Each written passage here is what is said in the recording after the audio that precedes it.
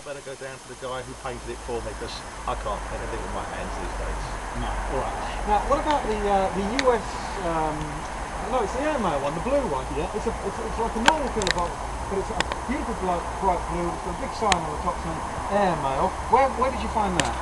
That originally comes from Edinburgh, but there's none of them left in that particular colour now. It was an idea in the early 1930s.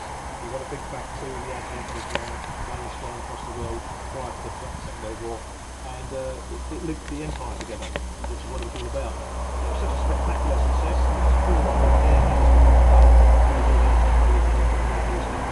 That was the idea. After that, they were all taken out and they were reused elsewhere. What, because you could then just go put it in an airmail envelope and put a blue sticker on it. You didn't need to actually put it in a proper box. That's it. I mean, the idea of that was to be picked up by a little blue van and taken to the local airfield or whatever it was and dispatched to the colonies. But there's a lot of them still around. There's 3 of them on the Isle of Wight here. What is on the Isle of Wight that you've seen in the street that you would like? Is there a rare one just off of the Broadway in Sandown? No. Isn't there? Someone told me that. I'll tell you why I say that. There's a book, Isle of Wight Curiosities, and I thought there was quite a rare one down there.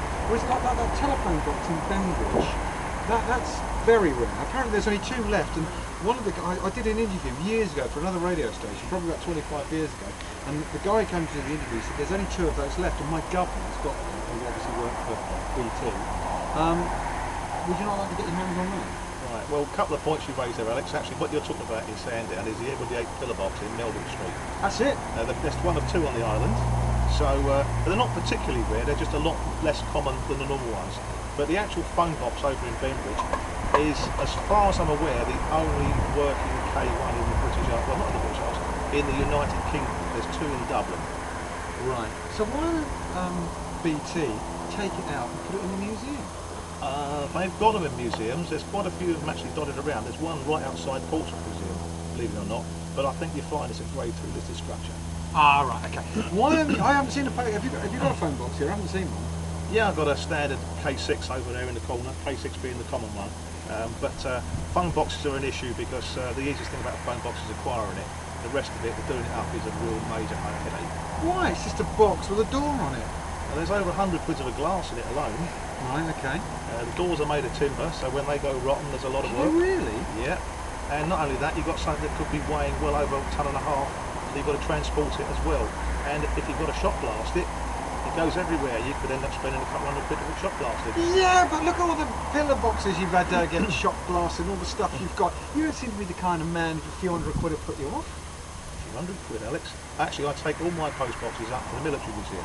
The guy Bob does them all for me. He's a good lad, he is. In between doing the tanks, of course.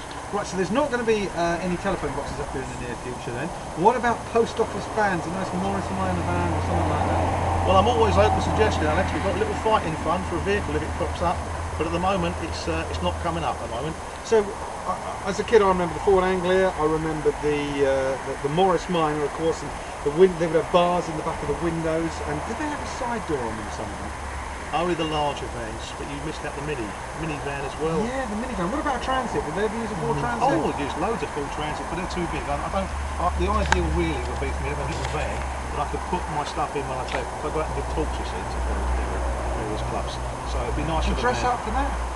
No, Alex. Why have you not dressed up for us today?